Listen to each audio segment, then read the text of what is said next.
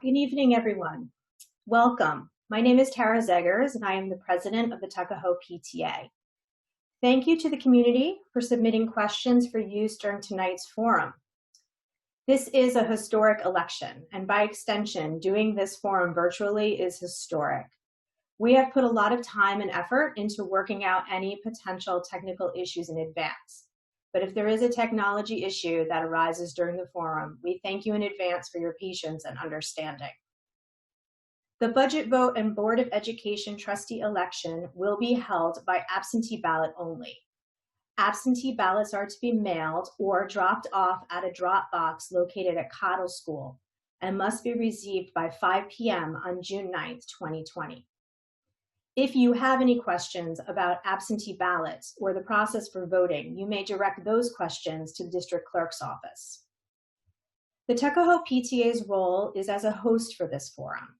I want to thank Allison Halloran for her assistance in the planning process and for serving as tonight's timekeeper.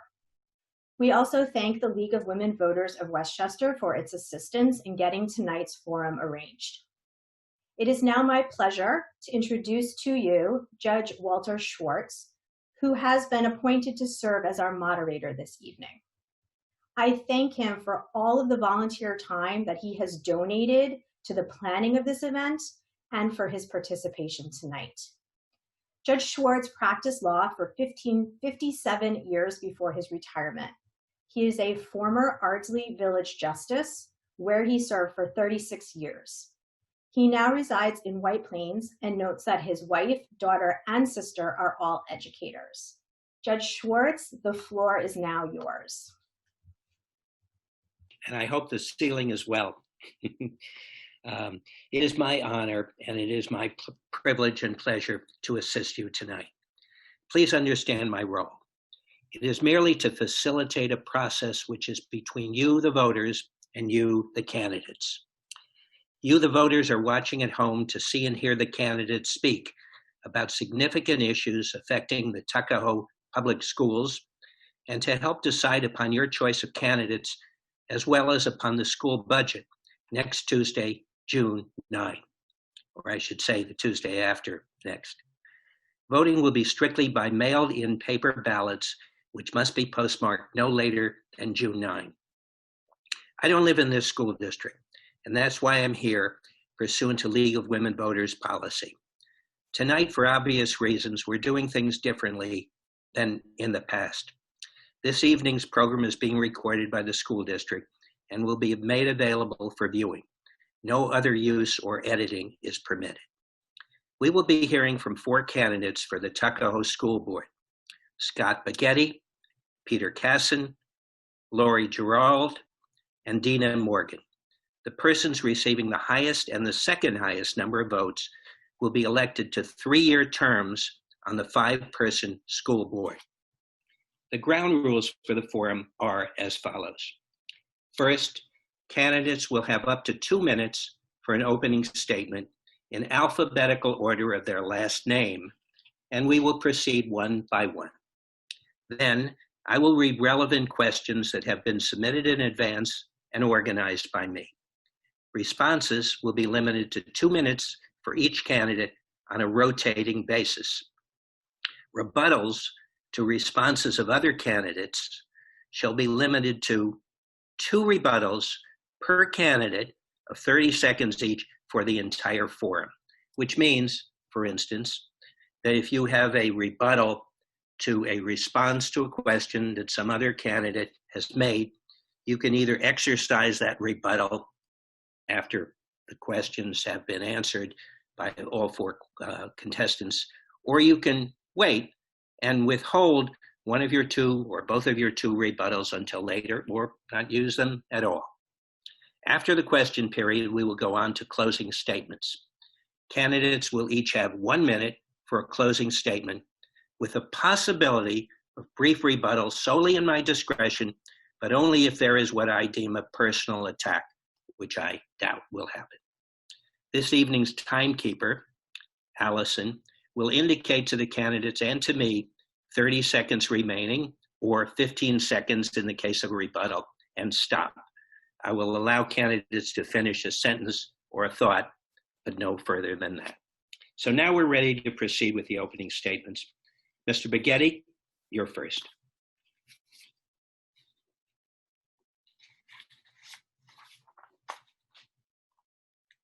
I want to thank the League of Women Voters, the PTA, and our administration for putting this together this evening.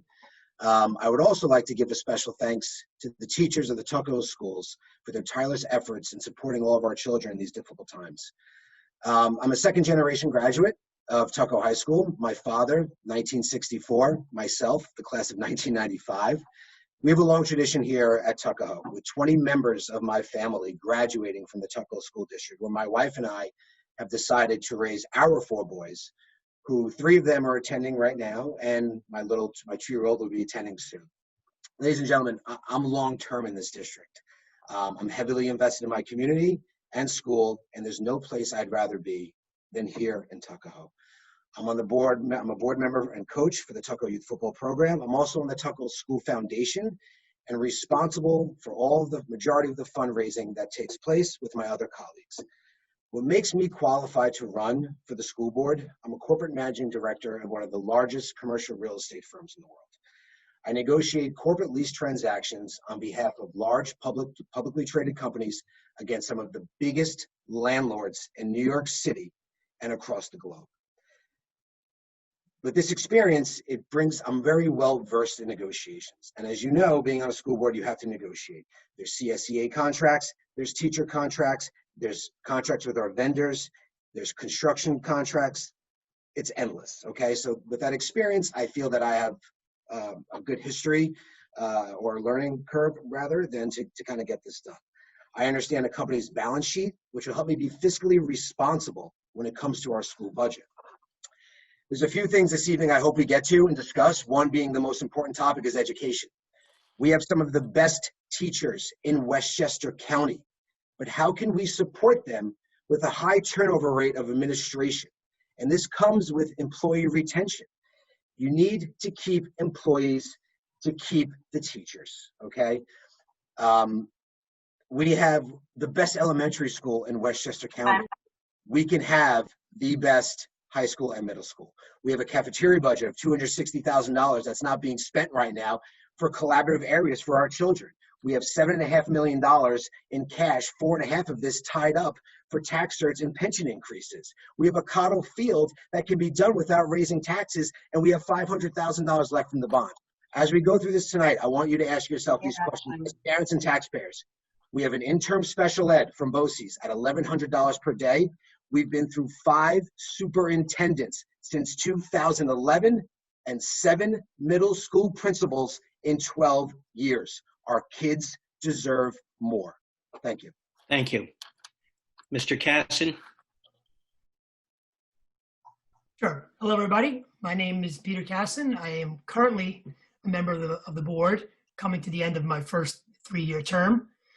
3 years ago, when I last participated in this debate, I talked a lot about how much rapid pace of technology will be transforming the workforce that our kids will inherit. And I asked the question, are we preparing our kids for that world? 3 years later, that question is still what is most on my mind, and it is still what is driving me to keep doing this work.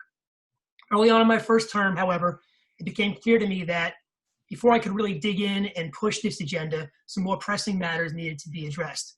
First, we had a physical space crisis at Cottle, which became an even bigger crisis when that first bond went down very early on in my first term.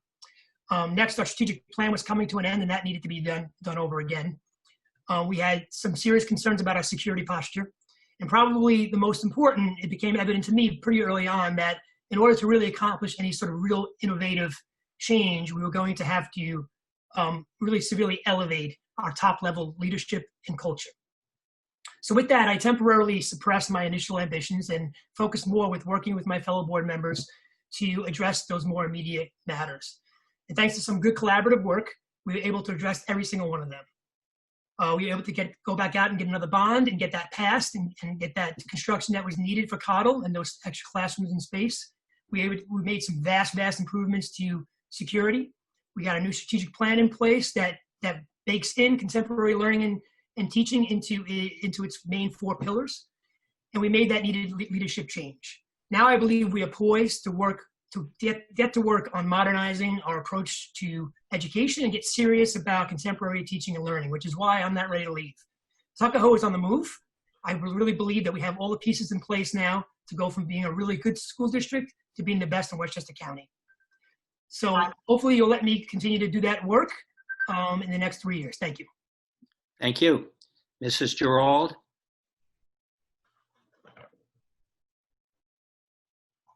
Hello, Judge Swartz and PTA. I want to thank all of you for allowing me this opportunity today.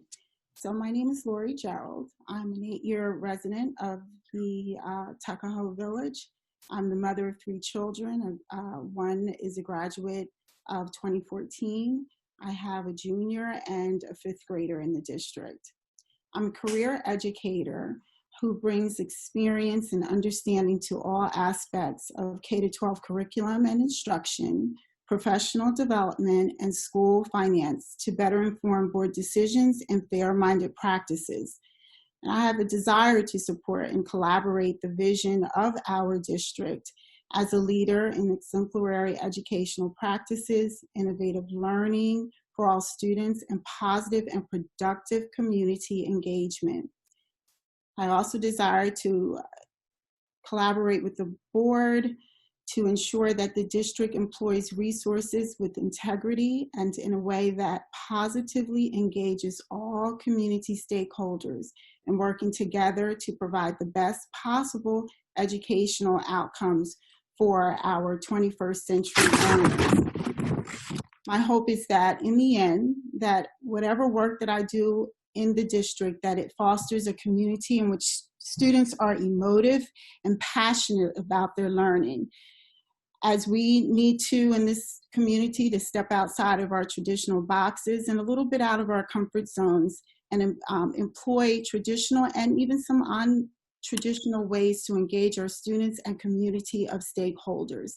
We have incredibly talented students in our schools who are just waiting for the opportunity to display and to show how creative they are and how talented they are. And we must do all that we can to encourage, empower, and support them in doing so. And I'm here to help do that. Thank you. Thank you. And I do apologize, Mrs. Gerald, for mispronouncing your name. I hope I don't do that again. Ms. Morgan, your opening statement, please. League of Women Voters for hosting this forum, and thank you to all who are joining tonight. My name is Dina Morgan. I'm a lifelong resident of Eastchester and Tuckahoe. I graduated Eastchester High School in 1986.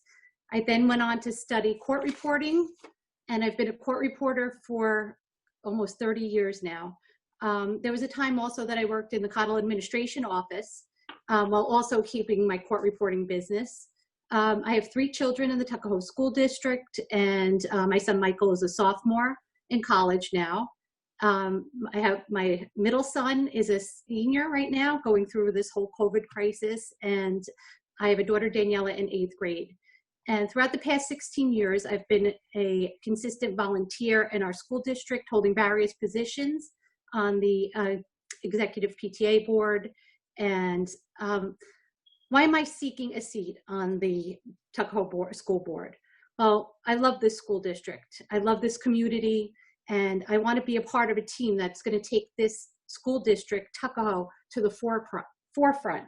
We need to bring in progressive teaching, teach our kids how to be prepared to go into the environment in 2020 mentally, and be progressive thinkers. So we are a strong, close-knit community with solid values, and I want to see these continue to be the fabric of our community and our school district. Every family wants to see their child succeed, and I believe every child needs to be given the best opportunity to do so. Thank you. Thank you. Before we proceed with a round of questions for which you will have 2 minutes apiece for responses, just wanted to note a technical problem. I do not have anything on my screen, so I cannot see any of the candidates. This began when the first candidate was speaking, had nothing to do with the first candidate. So I'm using my stopwatch because I cannot see the timekeeper. So just bear that in mind, please. And if there's any way that I can get my picture back or your pictures back, I'd appreciate it. So we're ready for now the first round. I have several questions here. We'll obviously take them one at a time. And we'll begin with Mr. Casson. Questions are the same for each of the four of you. And we'll proceed in alphabetical order. So it'll be Casson, Gerald, Morgan, and Baghetti. The first question: what do you consider to be the most important responsibility of a school board member? Mr. Casson?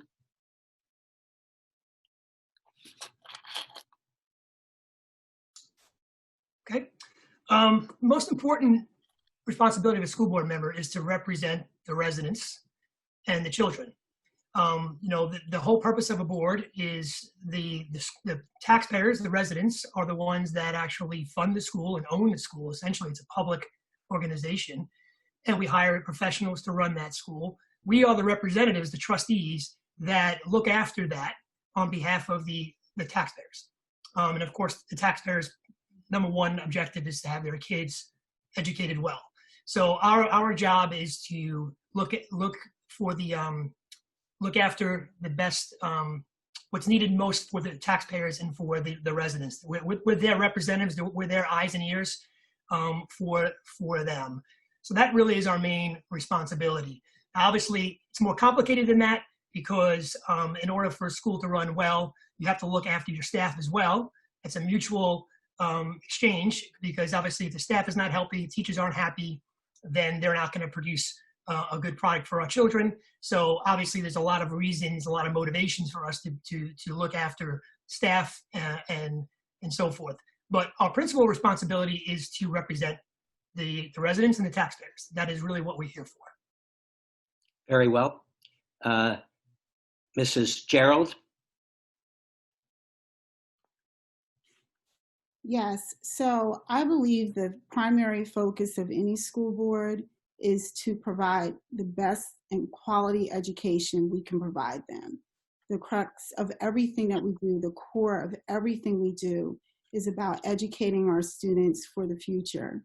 I always say, as we get older, they get older, and then we are unable to do what we need to do to maintain citizenry, to maintain engagement, to work our community. So our job as a board is to assist our district in their vision to do just that, and that is to educate our children adequately, whatever that would mean. And what that means in this day and time is to educate them with the 21st century skills that they need to thrive and survive. Things are different. Teachers are having to prepare kids for jobs when they leave school that haven't even been invented yet. Things are changing, times are changing. And we're seeing that now with the coronavirus as we've moved to an e-learning platform and the pains that have come through that. So I think the primary focus for anybody serving on a board should be our students. And then our community, making sure that we are all engaged as community members. I think that when people, and of course taxes and all of those things that support our district. However, what I do think also is that you don't have to work so hard if you're providing a quality education for your students. People want to be in your community. They want to join your community because they know that their kids are going to be going to some of the top schools, that their needs are going to be met, and that they are prepared to do whatever it is that they are supposed to be doing as adults. Thank you. Thank you. Ms. Morgan? Basic role of the board is to represent the taxpayers, the homeowners, and the school district's best interests. I think the most important role of the board is to work with administration to carry out the strategic plan of the school that the school has in place. I think that is the most important role of the board. And, you know, the board also hires the superintendent, making sure we're fiscally responsible and making appropriate decisions on hiring and, you know, policy, making policy, changing policy, adapting different policies. And the board is also involved in lawsuits and grievances and things of those nature. Thank you. Thank you. And next, Mr. Baghetti. Yeah, and actually, I do agree with Dina. I think the strategic plan is very important for the board to help implement. As board members, we're policymakers. We're here to set guidelines for the administrators to implement. Okay, we have a superintendent who is our CEO, and we need to let her do her job. Okay, as board members, we are just here to advise. We're not here to interfere. We need the teachers to do their jobs and let the administrators do their jobs, but also hold people accountable to do these jobs. And I think there's been a lot of, over the years, a lot of interference over the years of Tuckahoe with the board. And that's why we've been through so many administrators and principals and what have you. So as the board, yes, you are going for that strategic plan for our students to get technology, which is the most important thing, I think, right now in the future, on how we get our kids on that forefront and how we do that as a board to make these policies to get the technology into the school, okay, spend some of the money that we have and get the teachers to implement this as administrators. Thank you. All right, we're ready for the next question. Beginning with you, Mrs. Gerald. What particular skills or experience have you attained in your personal or business life that you feel would contribute most to serving the Tuckahoe School District? Well, one, I've been a teacher for a number of years. I served at the state level of my state at the time, and I've served as an educator, as a consultant, with social service agencies and the like. I think that I add a value perspective for just education and learning for students. I'm a lifelong learner, and I believe that students should be as well. So I think that I can come onto a seat or into a place where I could really be supportive and valuable in educating or helping to educate our stakeholders about best practices in education, what we should be supporting with our fiscal dollars, what we should be doing to make sure that our kids are better prepared. I want to see, it is my goal always in everything that I do, for our kids to be prepared so that they can compete in global society. Things are changing. They're so different from when I was a kid, from when many of us sitting on this panel right now were children. It's very different. And I think that our education system is really stuck on really traditional ways of learning. And I think that we need to do whatever we can to bring innovation in our schools so that they are prepared, that they can compete in global society. Thank you. Thank you. And now, Ms. Morgan. So my experience would be having 3 children in the school district, 2 that are, one that's in college, one that's going off to college. I really know what it takes to get a well-rounded child, have them be competitive, getting into these different colleges. And also, I went to a specialty school. I'm a court reporter. Not every child is going to go to college. We need to be competitive and bring AP classes, and things like that. But we also have to think and look at the child that isn't going to go and may go off into a trade. We have to focus on those children too, so that they're not just miscellaneously walking around. And I mean, like I said, I went to a specialty school for court reporting, and it's a very lucrative field, and I did very well in it. And there are children that may become electricians, and also 16 years in this school district. Also working in the school district, I see things from 2 different perspectives, a parent and an employee of the school district.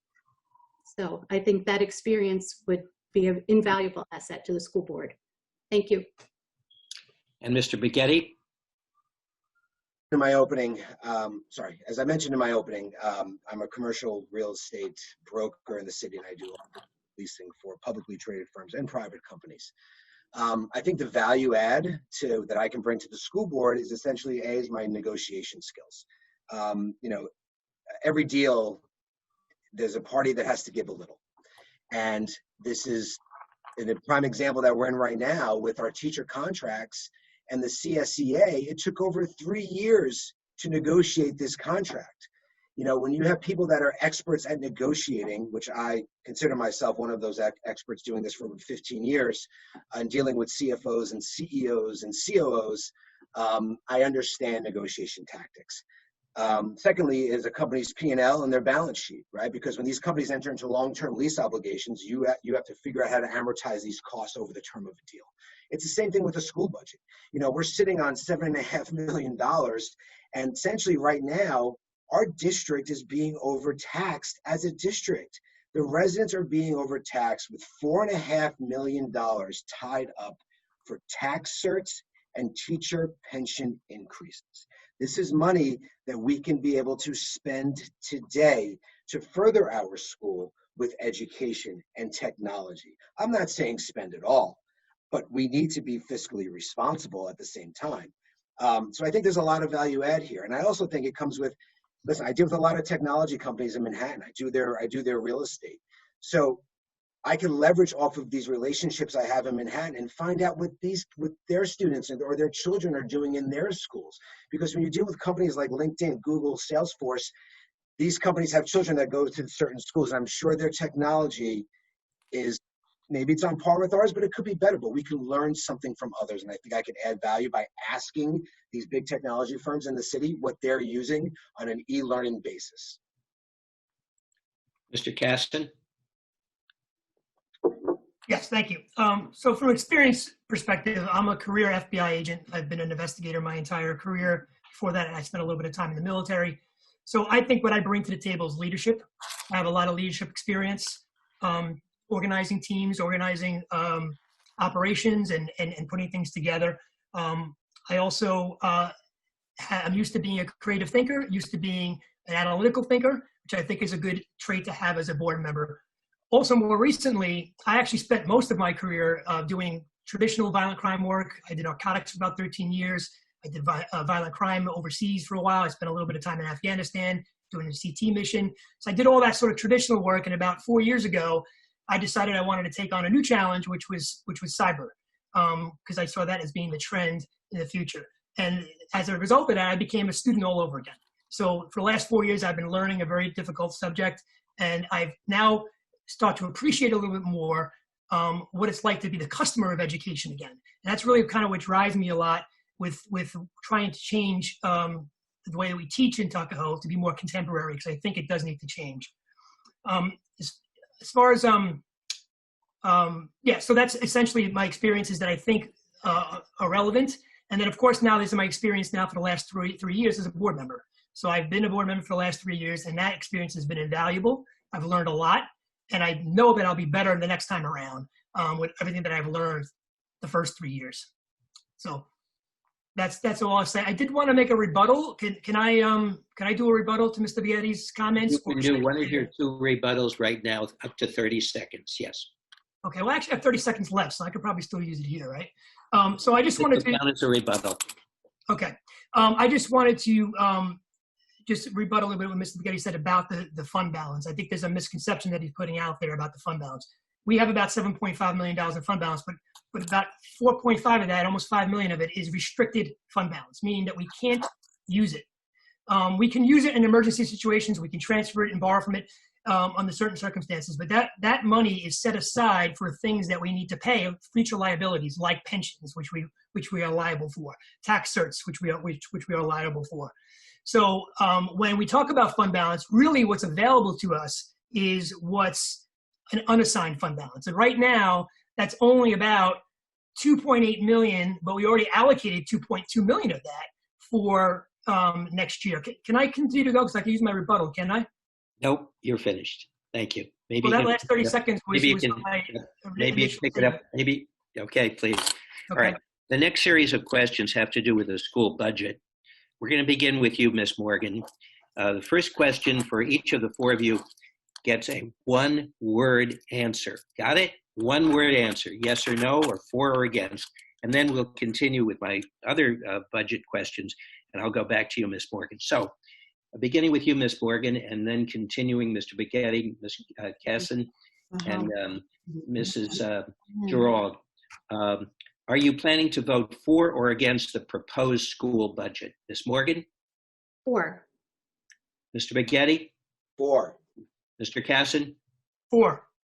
and Mrs. Gerald. 4. Thank you. Now, beginning again with Ms. Morgan. Question regarding the proposed budget. How do you view the proposed budget, including the restructuring plan for the middle school and high school, and the addition of lacrosse and cheerleading programs? Okay, so I'm on board with the new budget. I feel that the restructuring makes a lot of sense. A lot of my questions were answered in the last 2 board meetings as far as if we're getting rid of a middle school principal, that's going to put a lot of, I think Mr. Casson had asked about teacher evaluations and will the one principal be able to handle that? That was one of my concerns. Working in the Cottle administration office, I saw how important and how cumbersome doing these evaluations could be. There were so many of them, but the superintendent answered that question saying that it's not only the onus isn't only going to lie on the one principal. There's going to be 2 assistant principals. The director of curriculum is going to do it, and she's also going to participate in doing these evaluations. So that, I think, it's saving our district, I think, altogether with about $300,000. So that's always good because that money will go towards the kids. As far as lacrosse, did you say? Lacrosse and cheerleading. And cheerleading, I think it's always great to bring in activities and to make our students well-rounded, especially with the sports activities. I think it's wonderful. I heard that the lacrosse was very successful last year, and to continue it, I think would be great, especially for the girls in our school district. Thank you. You're welcome. Mr. Baghetti. When I first heard about the budget and the new curriculum, I was a little concerned. Actually, I was very concerned. I actually had a call with Amy Goodman about this to express my concerns. Listen, it's uncertain times, and I think for our children to go back right now with one principal, it's not going to be easy. They're used to having a structure, and they're going to be going back, and there's been off school for 3 months. And to go back to have one person in charge of curriculum and IT and one principal involved in charge of both schools, I think it's going to be difficult. But does it have to be done for the budget? It does. Were we fiscally irresponsible a couple of years ago? That's probably causing a little bit of a deficit, maybe. Listen, I'm all for lacrosse. I think it's a great and upcoming sport. It's getting huge in Westchester. It's already been big in Long Island. Our neighboring schools have it, Bronxville, Scarsdale. When you want students coming up from Manhattan and home values are based upon your school, you need these programs. We can't be short-sighted anymore. We have to adapt as many programs we can in the school, but still being fiscally responsible. We have a cafeteria budget right now that has $260,000 in this budget. It's called the cafeteria fund. The state recommends 3 months of reserve. That's about $90,000.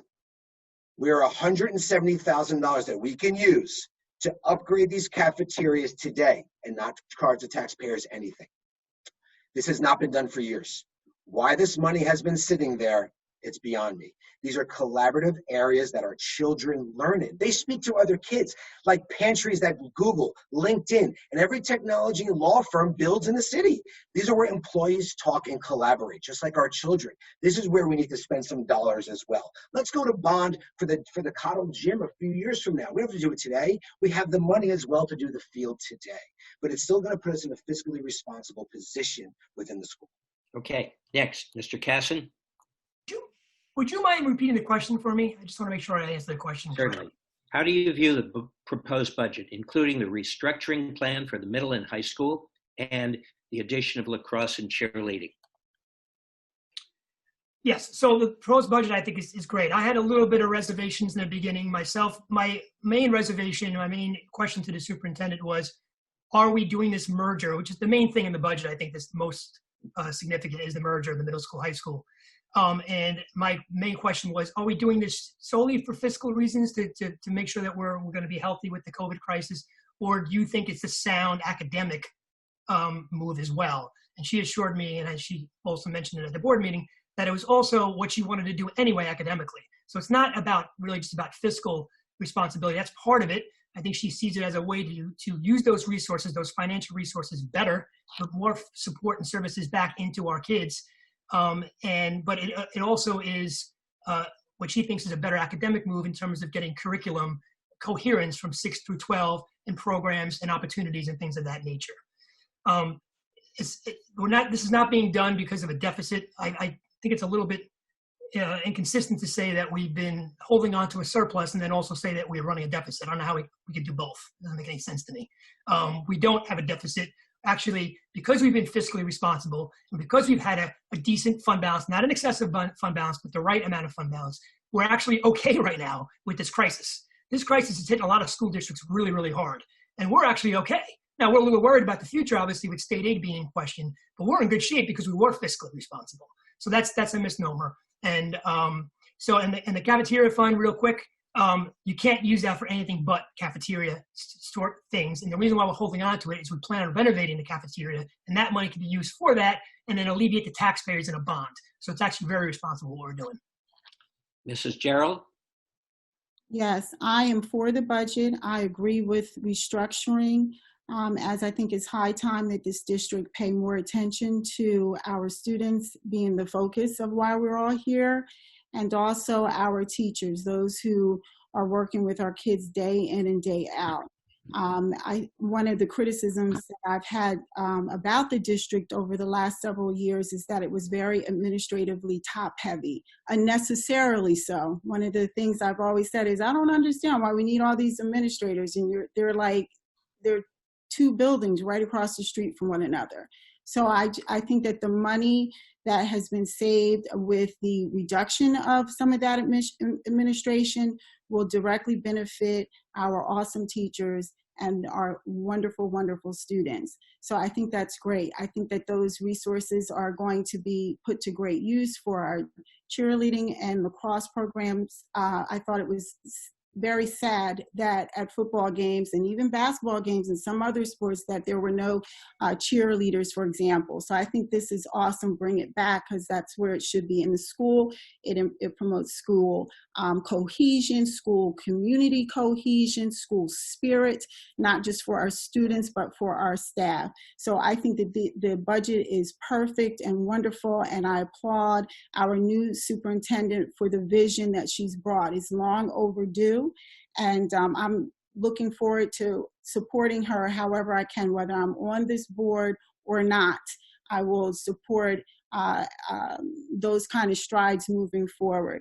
I also think that this budget is great because there is more attention on maintaining class size, small class size, so that children can get better and more direct instruction, which is what they deserve.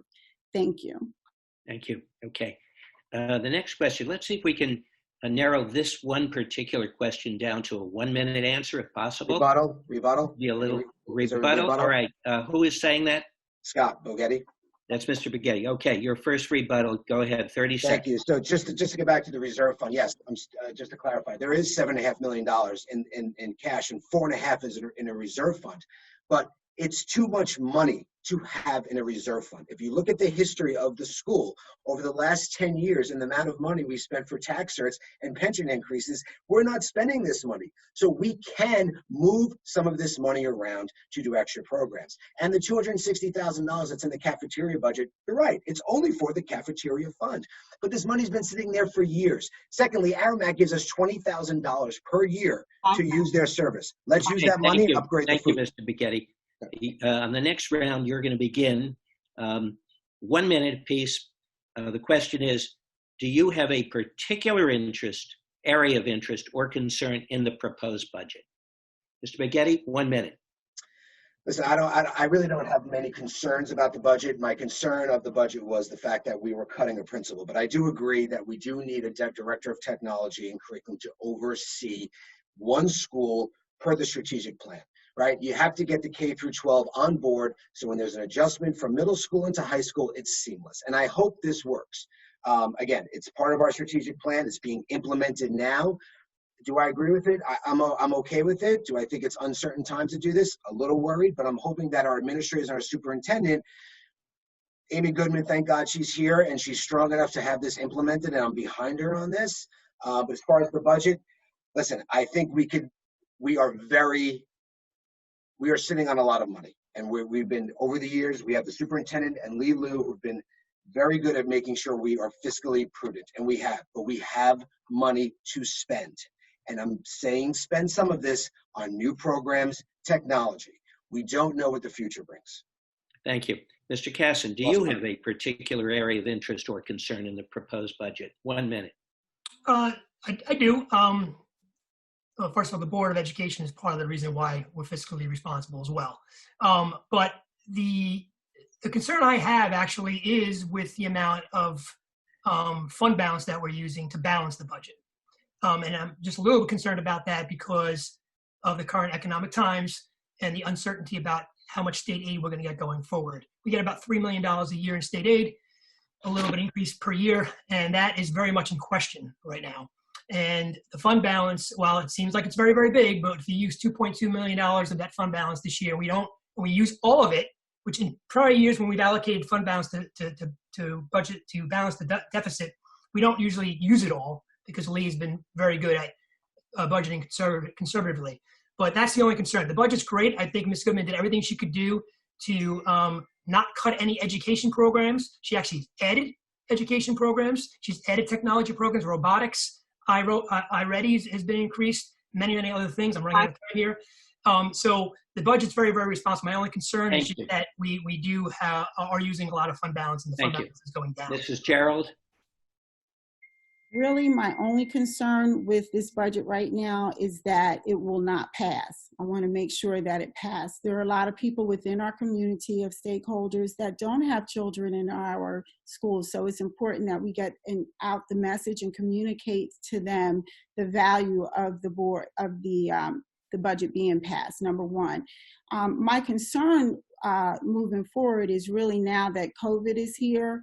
Knowing that school budgets are going to be one of many areas that are cut. My concern would be if there are any cuts that were strategic in those cuts so that they don't hurt our students and our teachers. So we're going to have to be very, very careful about how we move in making sure that we maintain the quality of education that we've been fortunate to benefit from so far.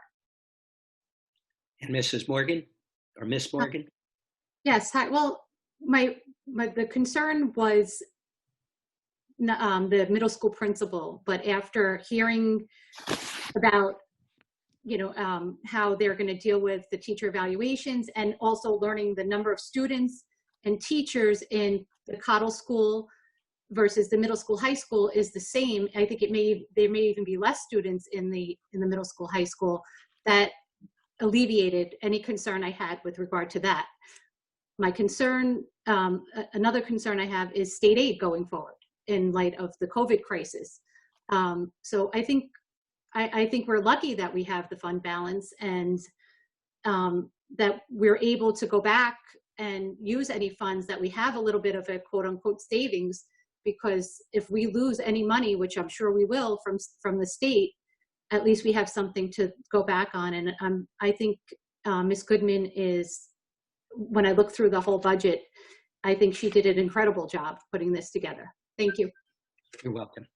I'm going to preface this next question. It's about the budget. It's a tough one to answer. Maybe it's tough to ask also. The question, and beginning with your response, Mr. Casson, is, if the proposed budget is defeated and a contingency budget is necessary, how would you adjust spending and what would you cut back or eliminate? 2 minutes. Okay, I mean, really, I would have to sit back and wait to see what the superintendent's recommendation would be. She's our leader, and she's the education professional. We as a board would sit back and wait for her to make recommended cuts. Of course, the first thing I'd be looking at is not cutting any programs for kids or for education.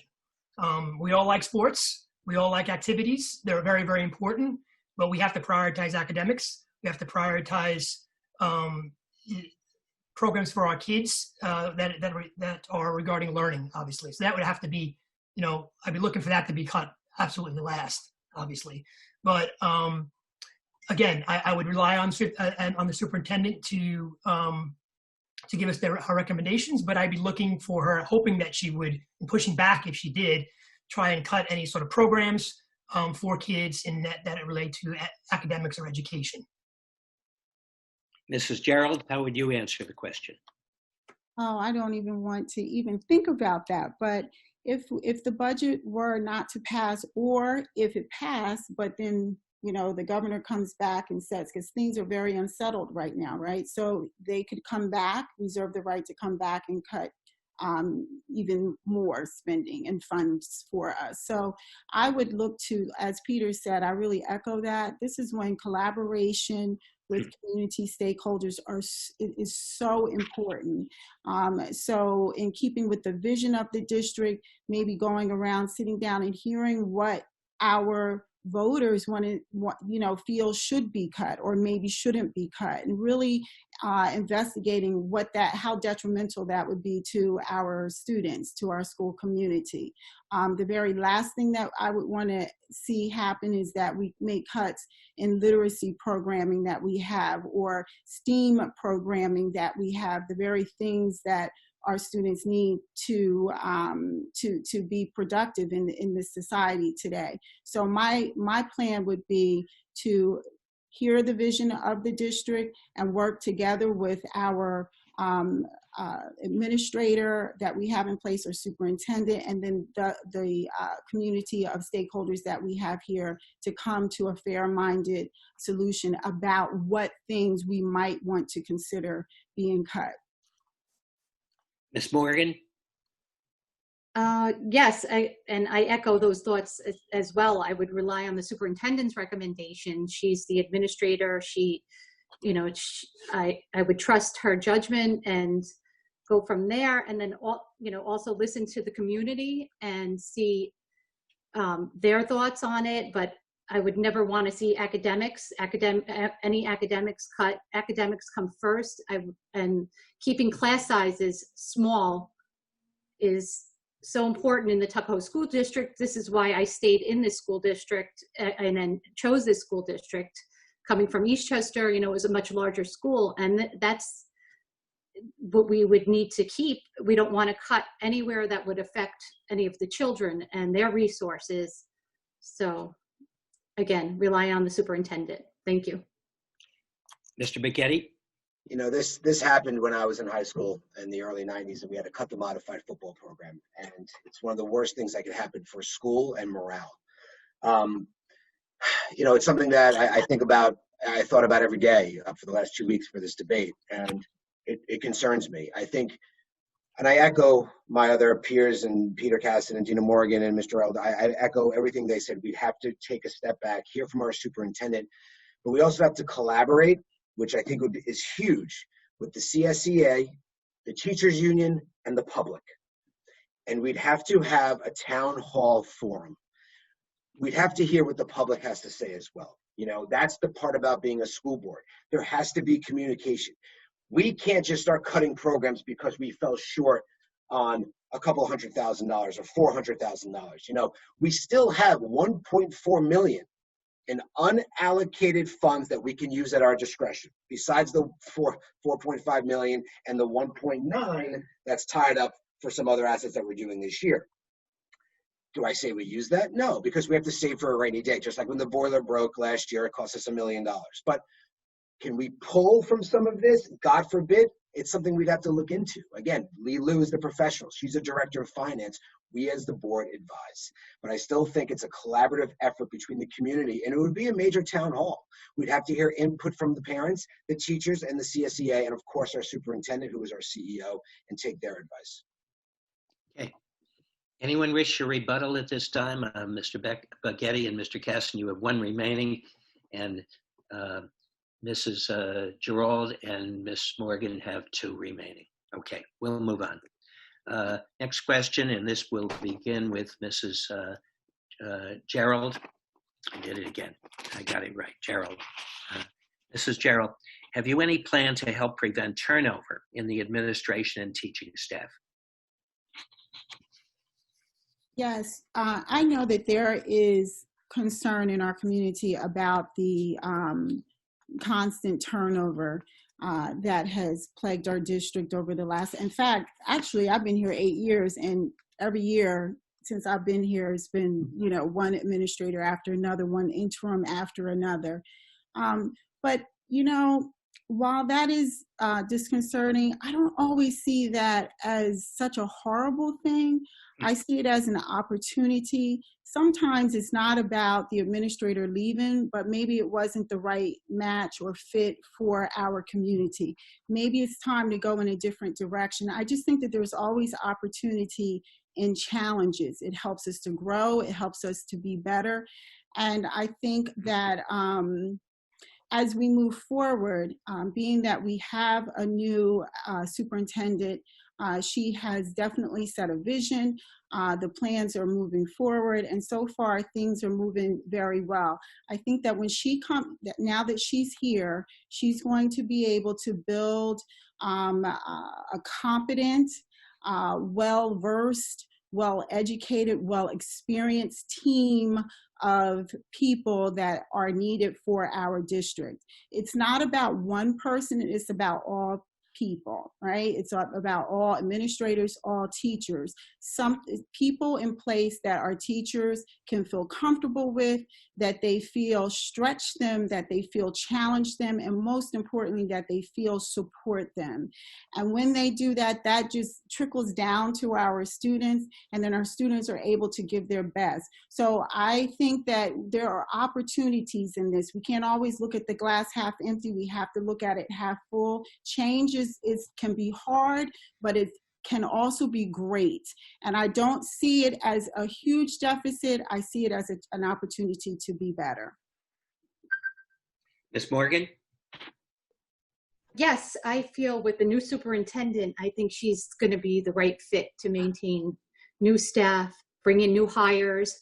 I think I think she's going to build morale and team within our school, and which I feel our school has been lacking for a few years now. I feel like, what Ms. Gerald said, when you have somebody, it's a fresh start for us now. So we're going to start new, and I think that it's going to be great for our school district. And she's going to hopefully she hires the right people to come in that are the right fit for the job.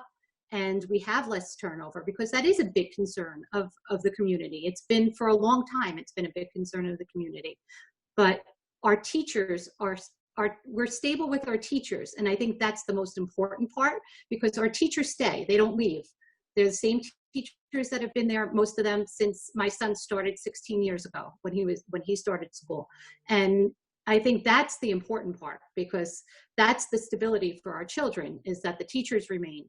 And now we have a new administrator, and I feel that she's going to bring that morale back, and the administration will be there as well. Thank you. Okay. Mr. Baghetti? I was in the high school the early part of this winter, and I saw Ms. Goodman, and she had a Tuckahoe varsity letter jacket on her that was about 4 sizes too big. And she was walking to go see the boys practice. And I looked at her and I said, I really hope you get this job. And she goes, well, we'll see. We are very thankful and lucky that Ms. Goodman is here, because we were running out of time. But Ms. Goodman is the type of administrator that this school needs. As I mentioned before, we've been through 5 superintendents since 2011, 7 middle school principals in 12 years. I mean, our kids need this stability, for especially at right now with the director of curriculum technology coming in, to integrate this platform now for the next 4 to 5 years and moving forward. Listen, Tuckahoe just can't be anymore a stomping ground, okay, for an administrator that wants to do his or her last 2 years here to boost up their pension. Those days are gone, okay? If we want to compete and be a top middle school and high school in Westchester County, because Cottle is there already. That's an excellent school. Our home values right now, they're not based on the middle school, high school. They're based on Cottle, okay? To get them to be based on the middle school and high school, we need to keep administrators. And this starts with Amy Goodman. And I hope she does this. And as a board member, my plan is to meet with teachers on a monthly basis. I want to hear from teachers what they need. Tell me the programs that your peers are using in other schools. Let me see if I can get those programs into our school, okay? We need a collaborative approach. The board has to be one. Everybody has to sit down and figure out how to keep the administrators here. We're going to lose kids to private school, parochial schools. There's legacy in sports. We should not lose a child to Catholic school or any school because of education. We are in this district and we should be as one. Mr. Casson? By everybody. A lot of good points. Just to clarify, and I think it was already made by Ms. Morgan, we don't have a turnover problem with teachers, which is great, which is most important. That is very, very stable, and that's a good sign. Administrators, that has been another story. I think there's a lot of different reasons why that is. It's kind of complicated. Some of it is just administrators moving on, but certainly there's been too much of it, and it obviously makes us think we have an issue. My diagnosis of the problem was I think we weren't hiring properly. I don't think that and when I say we, I don't mean the board, because the board really doesn't hire. I don't think our top level leadership in recent years has been hiring the right fits. That's my best sort of analysis of this, which is why we as a board, one of the reasons why we as a board acted with such urgency to make a change when we did. And of course, I really can't get into all of that. But we knew that 4 more key hires were going to have to be made this year. And we knew we needed to stop this pattern. We needed to get more stability. So sometimes you actually do something more of something to get better. You kind of take a step backwards, take a step forwards. Because I know making a change to the superintendent slot falls into the instability category. But again, it was done partially to kind of get a hold on that. And I think it's already paid dividends. It certainly has. And if you look at the 4 positions that we're looking to fill this year, 2 of them have not been filled yet. And we're going to go with temporaries again. That to me is a good sign. It shows that Ms. Goodman has a different way of hiring. She's not going to just pick somebody just to fill a spot. She didn't like the candidates for those 2 spots, so she held on for another year. That to me is already showing a different approach to hiring that I think is fantastic. So I do think she is the what we're looking for to fix this problem, and that's part of the reason why the board acted so urgently to get her in place. So I'll stop there. Thank you. Okay, just 1 second. All right. I have 3 more questions. This round is going to begin with Ms. Morgan. And just 1 second. Okay.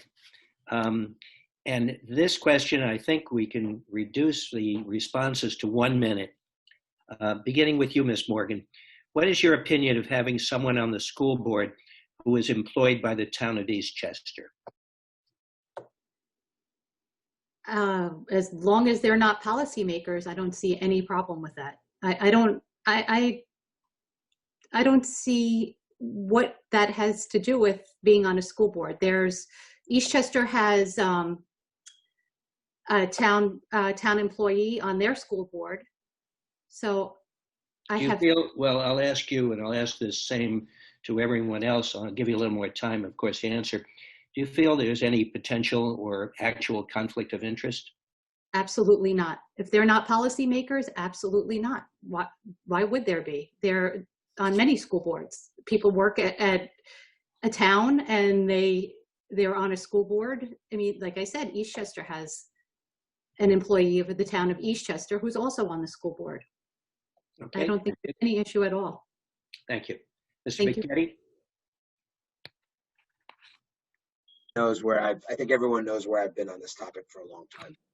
And by the way, I don't. Sorry. Well, I brought this up, back in November. I started meetings regarding one of our president who is resigning, regarding her affiliation with the town and having a conflict of interest. As long as this employee of the town, if their fiduciary responsibility lies with our school and puts our children first, above for the town that employs them, I'm okay with it. However, we all know sometimes things happen behind the scenes when someone works for a town. And again, that's out of our control. but it's the better judgment of that candidate or that board member who works for the town to do what's right for the school and put the children first. And if this person does that, I'm okay with it. But if not, there's a problem. And I voiced my opinion of that a few months back. Mr. Casson? Ms. Licio did not resign. She did 9 years of phenomenal service to this district, and she's just moving on after 9 years, which is very commendable. It's disrespectful to say she's resigning. That's not correct. Also, I don't see a problem with it. Like as Ms. Morgan said, as long as the individual does not have a policy-making position in the town, I don't see it as being a conflict. Look, we're a small community. If we had that sort of litmus bar, we would have conflicts everywhere. We've had board members that sat on sports councils and other types of organizations that we've had to make policy about and we've had to make decisions about. It's very difficult in a small community. It's very hard to parse out complete conflicts of interest, but you do the best you can, and I don't see a town employee who does not have a policy position as being any conflict whatsoever, and there certainly wasn't a conflict in the issue that Mr. Spaghetti brought up. Mrs. Gerald? I'm going to say no, I don't have a problem with it. I just, here's the thing. Anyone who gets on this board, I'm taking time away from my family and time away from myself and devoting to this, spending hours upon hours doing the business of our great district should be commended. As long as they are, working with integrity and they are, showing care and concern for our children, I think that's what we should be focused on. What they do for a living, I would hope would be more of an asset than a negative, because within a community of stakeholders, we should be working collaboratively as much as we can to bring the resources and the things that our students need. And so I don't really see a problem with it at all. Thank you. Okay, and thank you all. So now we're back to 2 minutes. We've got 2 more questions, 2 minutes for the responses, of course, to each of you on each of the questions. So Mr. Spaghetti, the first of those 2 questions is for you. How does your vision for participating on the Board of Ed support the Tuckahoe strategic plan? Well, I think contemporary teaching and learning is going to be huge, right? I think that's technology moving forward. I think it's our teachers speaking to other teachers throughout Westchester County, because teachers all talk to teachers, just like CFOs and COOs talk to other business executives.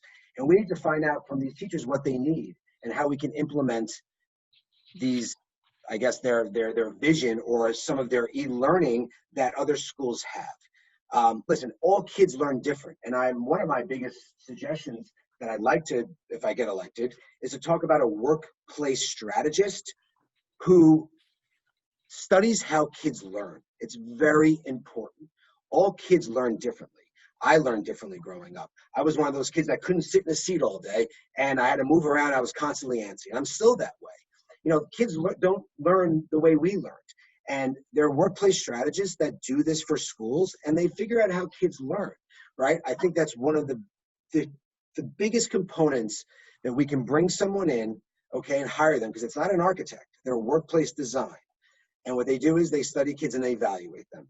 And we can change the way the classrooms are set up with furniture. Maybe it's not a typical desk. I think this is a big thing moving forward to the 21st century of learning, and especially technology and e-learning. There's programs out there like Schoology and Nucella. These are massive companies in Manhattan that have programs that are being used in Palo Alto. They're being used in Orange County, San Jose. If the major tech companies are based out west, we should be reaching out to these schools and find out what they're using. This isn't brain science, right? We're calling these other districts and say, hey, what are you guys using for technology? We'd like to see if we can bring some of these programs here. Someone needs to take control of this and reach out to these other schools. Okay. Mr. Casson? Yeah, contemporary teaching and learning, number one. I mentioned in my opening remarks that has been my thing since day one. I'm a firm believer of it. It goes beyond technology. It's about how kids learn and looking at different ways to deliver that content. It's actually it's also about getting away from being a content-driven education system and more focusing on the skills that these kids are going to need in the 21st century. Soft skills, critical thinking, problem solving, collaboration. It's kind of flipping it around. I mean, we've been for the last 100 years, we've been an education system that focuses on testing and content and memorizing and spitting it back out. We need to focus on the other things that are more important. And there is a lot of research that's already been done. It's there. I've really become a student of this. There's a great author called Ted Dintersmith. He's the author of What Schools Can Be. And he's also the guy that put together that documentary, Most Likely to Succeed. And there's also another great author, Diane Taverner. She wrote Prepared, great book. She runs a whole chain of schools in Summit. It's called Summit Schools in California, where they do project-based learning, flipped classrooms, all sorts of different approaches to delivering education and focusing on those skills rather than the content. And what's funny is the research shows that content actually sticks better that way. When you don't focus on the content and you focus on the skills, the kids actually absorb the information and the actual material better. So we need to go down that road. It's going to take a lot of leadership. This is a big, bold change. This is what I meant before by saying we got to do some other things first. I think now we're ready to do it. With the right superintendent in place, with all the pieces we put in place the last couple of years, we're ready to do this. And we could be on the forefront. Tuckahoe can be ahead of everybody in Westchester County. We're small, and a lot of these programs are conducive to small size, and we're ready. We could do this. Mrs. Gerald? So this is what I love, and I love that you brought up Ted Dintersmith. He's written a lot of great books, and he's very big on innovation and learning. So I think that with this, that particular question, I think that it's all about professional development. It's all about taking our staff, our parents, our administrators on a journey through research, a journey through learning about what things are happening out there. Certain books, Peter talked about Ted Dintersmith. There's a whole bunch of great authors out there about best practices in education, things that we can do to beef up our education systems. And I think that as long as we are continuing to develop our teachers and our administrators as leaders, keeping them on the cutting edge of that research, I think that we can move forward in a very positive way, in a way that is about learning for all. You know, I love that. I think, I forget who said it just now, but kids don't learn the same way. We have our special education population. We have our ESL population. We have a whole lot of different populations out here within our district. And I think that we need to lead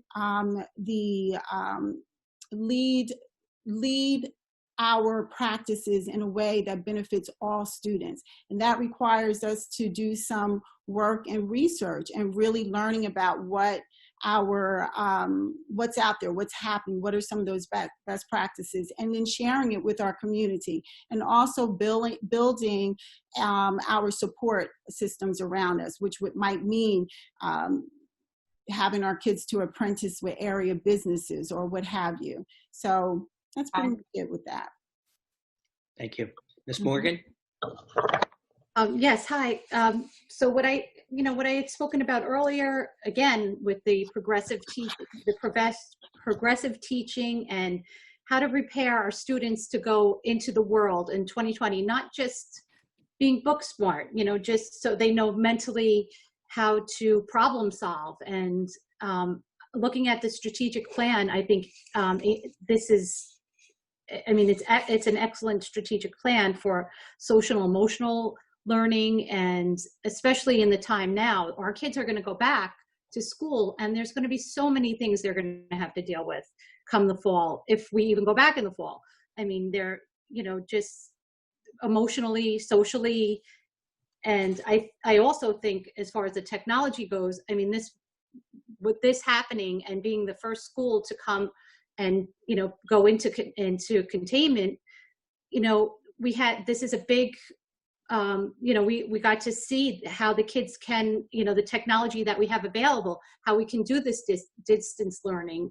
And, then there's also the project-based learning, which is a huge thing, and kids working together, learning to work as teams, and which is what the future holds for us, is kids working together as teams. They're going to jobs, they're working together as teams. My son's in college. He does projects with all other students. He's never really working on his own. He's always in a team, in a group of students. And I think that will bring Tuckahoe to the forefront. And I believe this is what we need to bring Tuckahoe to the forefront.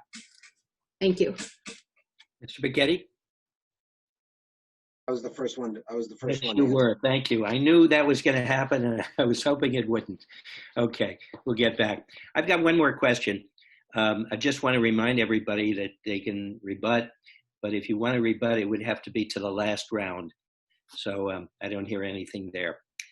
So one more question, 2 minutes apiece. I'll give the question a moment, and that will follow with closing remarks, and then I'll have my concluding remarks to end the evening.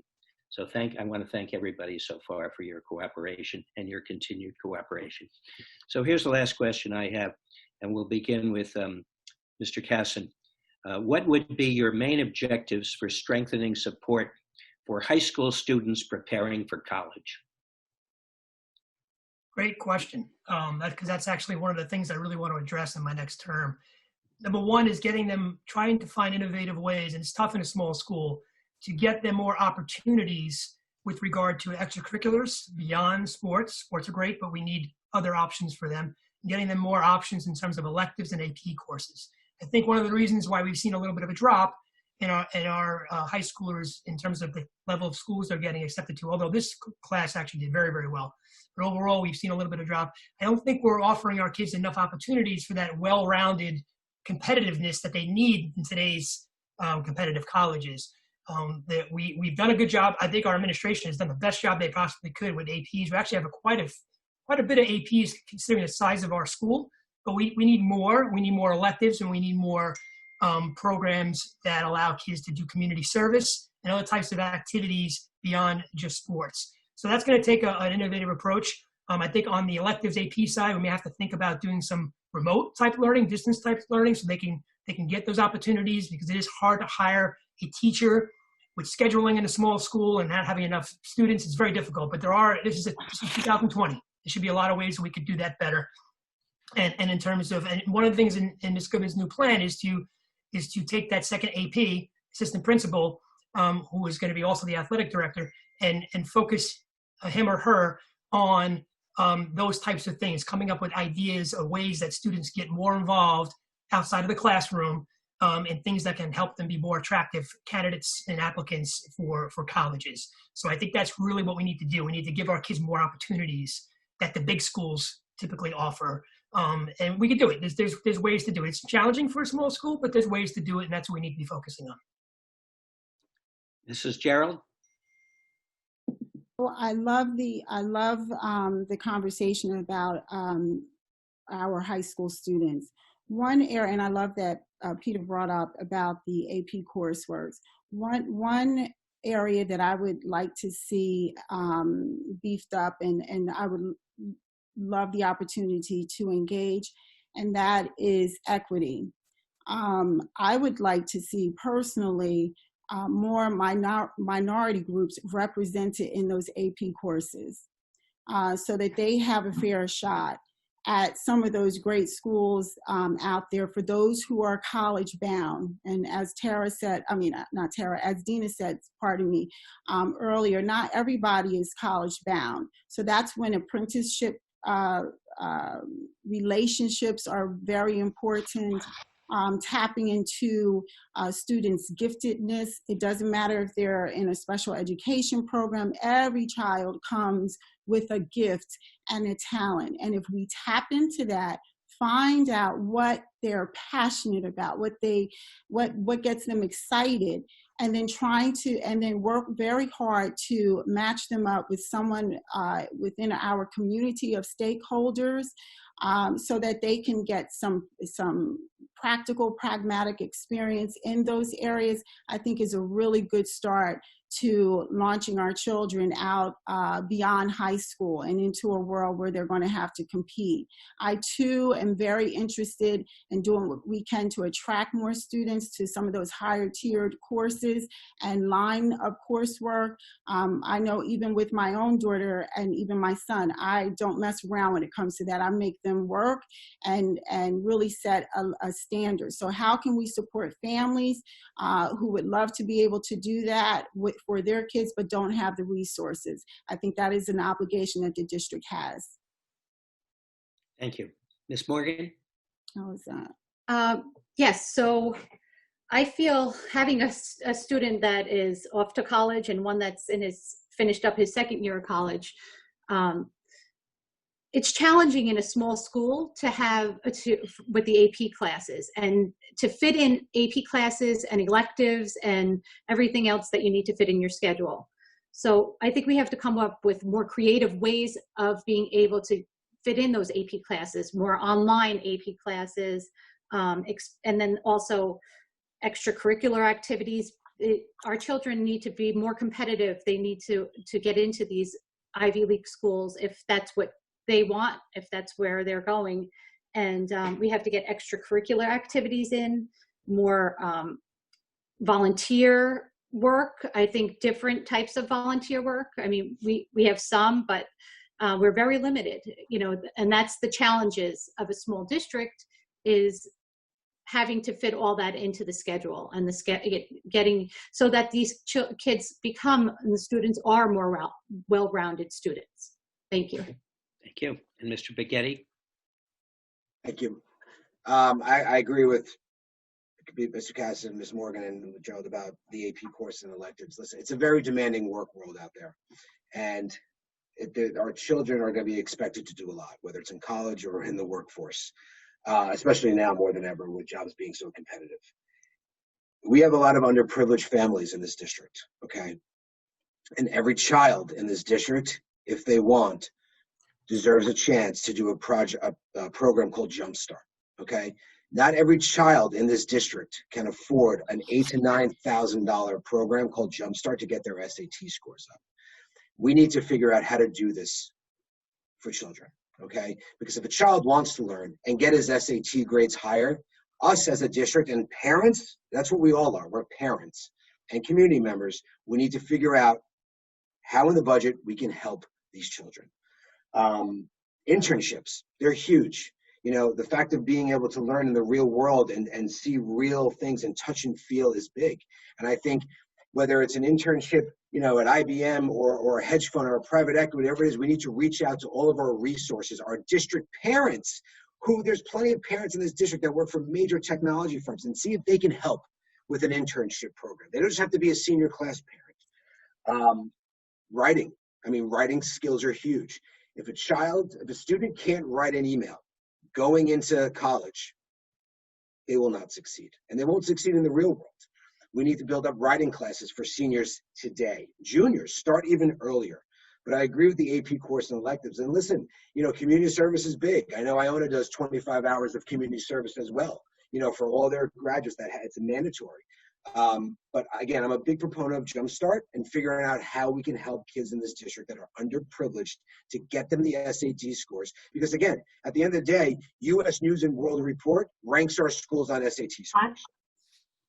Okay, thank you. So we've completed that round.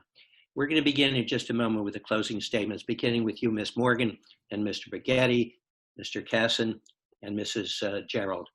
The closing statements are 2 minutes apiece, and then I will wrap up the evening.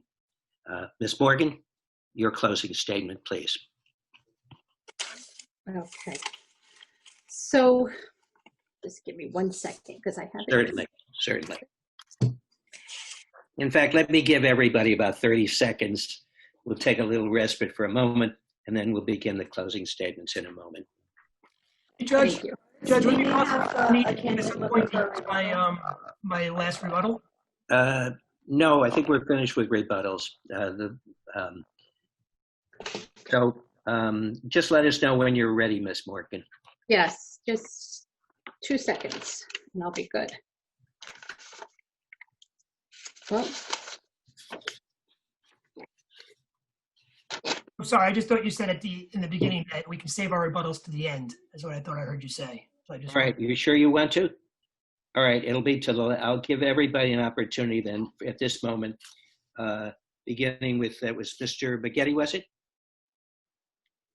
For a rebuttal to the last round of questions. Let me read the question again so that your rebuttal will be relative to the question and the answer given, which you're about to rebut. What would be your main objectives for strengthening support for high school students preparing for college?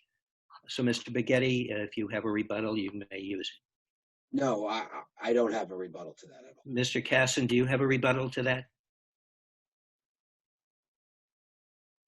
I'm going to ask each of you. I don't have a rebuttal to that question. I thought I could save my rebuttals to the end. No, I had said it would be specific to that particular round. Ms. Gerald, do you have any rebuttal to the last questions or responses? No, I don't have any rebuttals or responses. All right, and Ms. Morgan, do you have any rebuttal to the last responses to the most recent question? Nope, I'm good. Thank you. Are you good to begin the round of closing statements, Ms. Morgan? Yes. Thank you. Please do.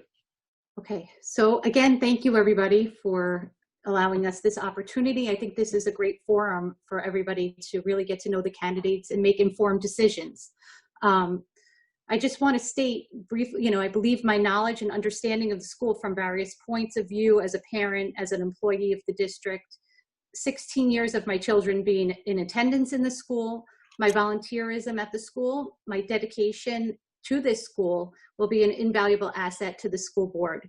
And serving on the school board is a privilege. It's an honor and a privilege, and one that I will serve, putting the interests of all students first. Thank you. Thank you. Mr. Baghetti? Thank you, everyone, for your time, all the candidates as well for giving your all tonight. Everyone is one in my eyes. Whether lose or win, we all have won, because it takes a lot to do this, and I want to thank everyone. Members of the community, I'm running with no personal agenda. I have no conflicts of interest. I have all the children of Tuckahoe schools and taxpayers' best interest going forward. For those that you know me, for those of you who don't know me, I am 24/7, 7 days a week. I barely sleep. I will be able to answer all of your questions, concerns. My doorbell, I live on the back of the football field. Everyone knows where I live. I want people to reach out to me. I want you to call me, text me, email me. I want that. The Tuckahoe High School Middle School is a great school. It can be an excellent school. I want families from Manhattan to say, oh, are you looking at Tuckahoe too? Because we're looking at Tuckahoe, Bronxville, and Scarsdale. We're looking at all three. I don't want to hear just Bronxville and Scarsdale. I want to hear Tuckahoe, because that's to me that knows that we're doing something right.